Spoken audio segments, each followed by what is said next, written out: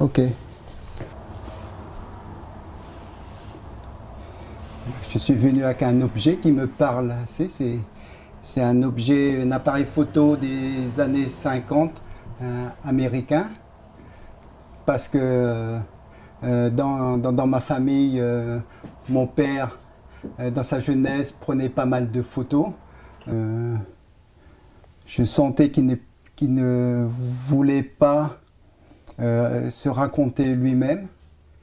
Et, et moi-même, je ne lui ai jamais posé de questions sur cela, quoi. J'ai retrouvé récemment une vieille boîte de photos noir et blanc d'époque. Je pense qu'il les a développées lui-même, il les a prises lui-même et je n'ai jamais pris le temps de les regarder. Bah celle-là, par là, c'est mon grand-père paternel avec la demi-sœur de mon père. Bon, là, c'est une photo très vieille, je vois dans les champs, au Vietnam en 57.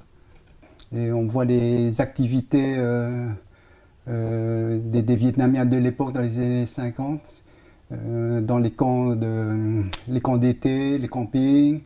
Enfin, il y a une certaine valeur documentaire à ces photos et familiale, ou des photos de mon père, vraiment très très jeune, 18-19 ans, des fois que je reconnais à peine.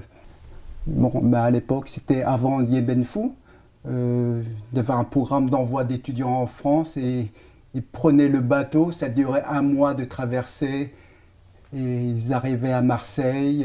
Et c'était un peu le dépaysement total. Ben voilà, mon père fait des études de médecine. De médecine. Oui. Et après? Enfin après, donc il était à Bordeaux, puis on a voyagé un petit peu. Enfin, il a changé, il a trouvé un job dans un hôpital vers Villeneuve-sur-Lot, quelques années. Puis la plupart de son travail, il a fait en tant que médecin des mines dans le Pas-de-Calais. Donc ben là, j'ai une photo d'identité. Alors, il y a le nom du studio, probablement au Vietnam, prise en 1953. Ça, c'est quand il a pris le bateau? Oui, ben, peut-être un an avant, ou je ne sais pas exactement l'année où il est parti en France. Et là, une photo de 69 où on voit ma mère avec les lunettes. Ma mère me racontait, pour elle, l'image du français, de l'occidental au Vietnam, c'est un peu le colon, c'est celui qui a des plantations, par exemple, des usines. Et quand elle est arrivée en France, dans les années 50, vous voyez le boucher avec son tablier plein de sang, des manœuvres, et c'était pas l'image du français moyen qu'elle se faisait dans sa tête, quoi. Et puis il y avait aussi en arrière-fond, enfin moi j'étais enfant bien sûr, mais la guerre du Vietnam que je voyais à la télé, il y avait quelque chose de grave dans l'atmosphère, dans la famille à l'heure du JT, quoi, parce que on parlait de la guerre du Vietnam aux infos, etc. Et même enfant, on sentait une certaine gravité due à ces événements, quoi. Enfin maintenant, comme j'accompagne ma mère qui est assez âgée, on se partage notre temps entre la France, le Vietnam, et depuis 2 ans aux États-Unis, donc où habitent mes enfants, donc ses petits-fils.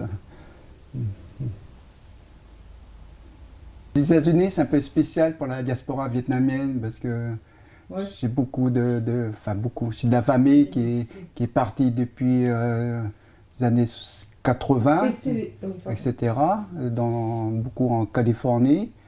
J'ai de la famille plus récente qui vient d'émigrer aux États-Unis chacun réussit à refaire plus ou moins bien sa vie aux États-Unis, à s'intégrer, etc.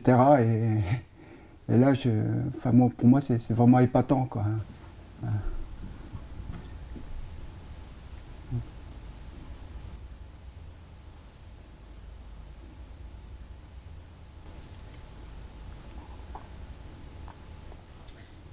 C'est bon? Ok, c'est bon.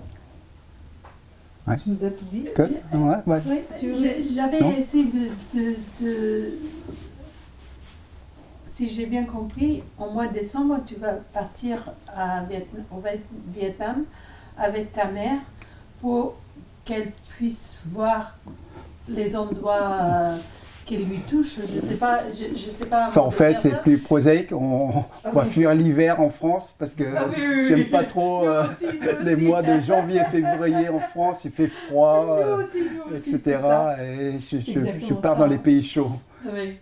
Ok.